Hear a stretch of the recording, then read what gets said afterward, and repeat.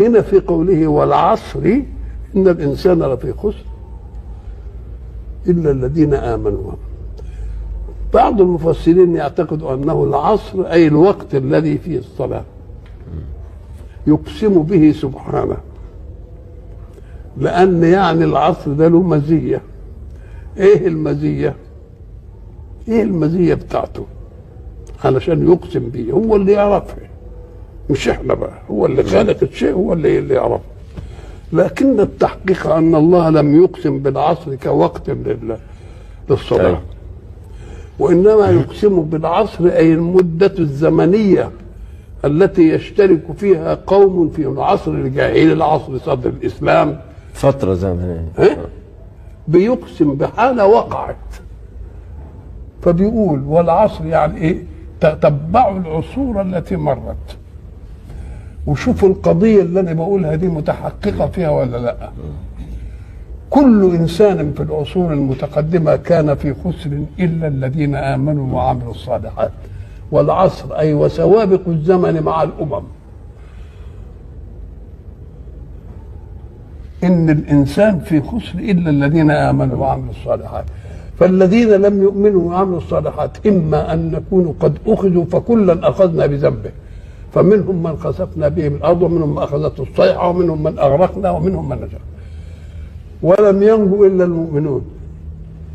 يبقى شاهد العصر الواقع وإنكم لتمرون عليهم مصبحين وبالليل.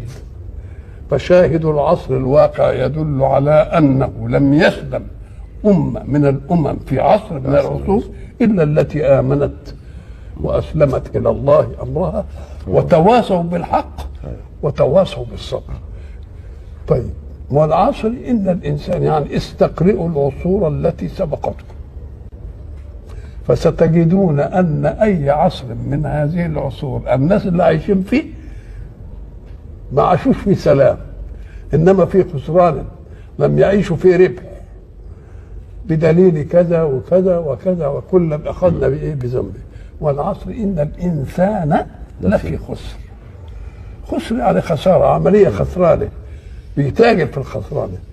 الإنسان بيظن الناس أنه مفرد، نقول لا مش مفرد بدليل أنه استثنى منه جماعة.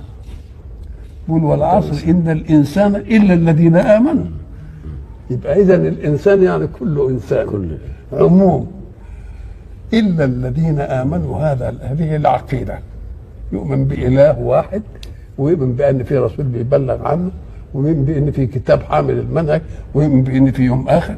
مش بس الإيمان بس، هو لم يرد بالإيمان إلا أن تحترم أوامره لصيانة حياتك. ولذلك حينما يفتح المسلمون بلدا من البلاد مش جايين علشان يرغموا ناس عشان يؤمنوا بالله، ما تؤمنوش، من شاء فليؤمن ومن شاء فليكفر. يبقى أنا مش عايز إيمان، إنما أنا عايز كلمة الإسلام في حياة البشر هي اللي تمشي. ما دام هيجوا مسلمين يحكموكم وترضوا اكفروا على كيفكم. ولذلك عاش في الفتح الإسلامي إلا على دينه، بدليل انهم ياخذوا الجزيه. ما هو ياخذوا الجزيه معناها انهم بيقوا على بدهم، يبقى معناها ان الاسلام ما جاء ليفرض على الناس دينا، وانما جاء الاسلام وخاصه في حاله السيف ليحمي حريه الاختيار للدين. بدل ما في ناس عايزيننا كفره وعايزيننا نمشي على منهجهم، لا، بيحمي الاختيار. مش عايزين يفضلوا على ايه؟ لكم دينكم ولي ايه؟ والعصر إن الإنسان لفي خسر إلا الذين آمنوا وعملوا الصالحات. قال لك الإيمان عقيدة ثابتة، إنما العمل آمنوا وعملوا الصالحات. الله، العمل ده شغل الجوارح بالأحداث اللي فيها خير ما فيهاش شر، هذه معنى عمل الصالحات. لكن عمل الصالحات قد يتخلله شيء من فساد النية فيه، أو يتخلله الشيطان فيفسد بعض الأعمال.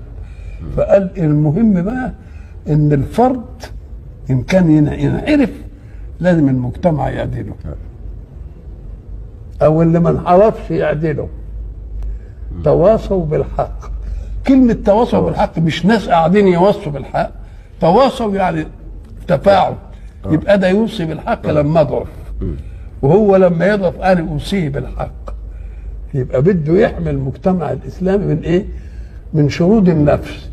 شرود النفس دي مش له جماعه يشردهم وجماعه ما يشردوش. يصح ان كل واحد يشرد، يبقى كل واحد منصوح وكل واحد ايه؟ تواصوا وتواصوا بالحق وتواصوا بالصبر. لما يجي الحق بقى ويقعد يجاهد فيه هيتعب، هيتعرض لمتاعب كتير. نقول له ايه؟ اصبر. ومش اصبر بس، هيقول في ايه تانية؟ اصبروا وصابروا. ايه يعني وصابروا؟ قام قال لك الصبر ده انا اعمله، انما التصبير ده قبل بيصبر راخر. ها؟ اللي قبلي هي عدوي ايه؟ بيصبر. صابره يعني نفسه في الصبر، هو يصبر شويه انت اتعب. ادي معنى وتواصوا بالحق وتواصوا بالصبر. وقرن الحق بالصبر. قرن الحق بالصبر. الصبر لازم مشقه، مكابدة. اهل الباطل هيتعبوك، ولما يتعبوك لازم تصبر بقى. ولذلك ايه؟ ولا من صبر وغفر ان ذلك لمن